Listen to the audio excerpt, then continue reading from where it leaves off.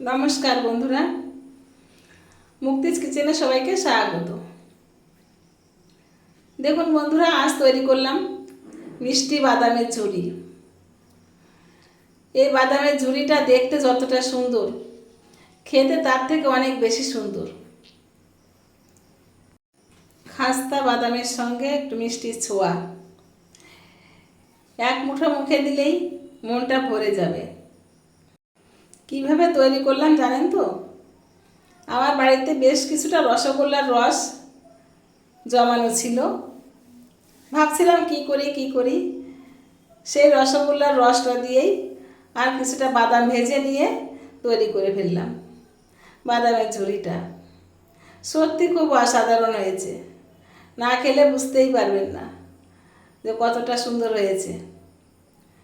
যাই হোক, আপনারা দেখুন পুরো ভিডিওটা, প্লিজ কেউ স্কিপ করবেন না। আমার ভিডিওটা যদি আপনারা আমার ফেসবুক পেজ থেকে দেখেন, তাহলে আমার পেজটাকে ফলো করে আমার পাশে থাকবেন, লাইক কমেন্ট শেয়ার করবেন।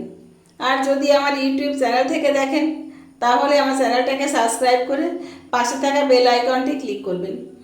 তাতে কি হবে, আমার নতুন নতুন ভিডিও আর সবার আগে আপনাদের কাছে পৌঁছে যাবে। এই ছোটোখাটো কিছু জিনিস তৈরি করে পরিবারের মুখে যে এত হাসি ফোটানো যায়, কি আর বলবো।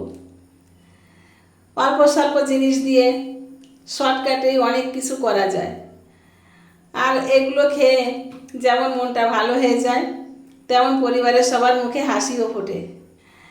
তাই আমি সবাইকে আসলে খাইয়েই খুব আনন্দ পাই। আমি তৈরি করি, সবাই খায়, এটা আমার খুব ভালো লাগে। আর এই ভালো লাগা থেকেই আমি সব কিছু করি। যাই হোক, আজ এ পর্যন্তই। অন্যদিন দেখা হবে অন্য কোনো ভিডিও নিয়ে। আজ তাহলে আসি। সবাই ভালো থাকবেন, সুস্থ থাকবেন।